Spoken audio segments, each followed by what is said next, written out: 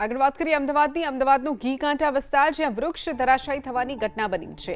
મહાકાય વૃક્ષ ધરાશાયી થતા ગાડીનો કચ્ચરઘાણ વળી ગયો।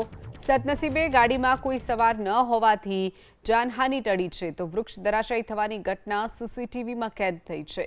જે દ્રશ્યો આપ જોઈ રહ્યા છો અમદાવાદના ઘીકાંઠા વિસ્તારના છે જ્યાં એક પાર્ક કરેલી ગાડી ઉપર એક મહાકાય વૃક્ષ ધરાશાયી થાય છે તો બીજી તરફ જે સ્થાનિકો હતા તેઓમાં પણ અફરાતફરી જોવા મળે છે। સદનસીબે ગાડીમાં કોઈ બેઠેલું ન હોવાથી જાનહાનિ ટળી છે। વધુ વિગતો સાથે સંવાદદાતા કુશાંગ સોની આપણી સાથે ફોન લાઈન ઉપર છે। કુશાંગ, ઘીકાંઠા વિસ્તારમાં વૃક્ષ ધરાશાયી થયું છે, શું વિગતો?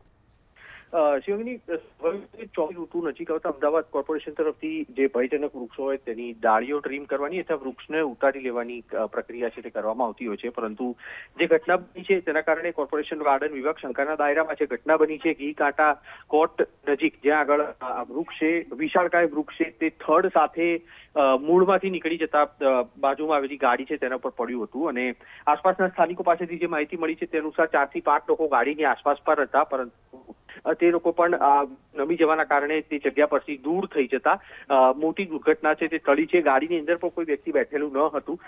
ફાયર વિભાગને અત્યારે જાણ કરવામાં આવી છે। ફાયર વિભાગ તરફથી રસ્તો બંધ કરી અને વૃક્ષને તોડવાની કાપવાની કામગીરી છે તે શરૂ કરવામાં આવી છે અને તેની સાથે ગાડી છે તેને પણ તેના માલિકને પણ સંપર્ક સાધવાનો પ્રયાસ છે તે કરવામાં આવી રહ્યો છે।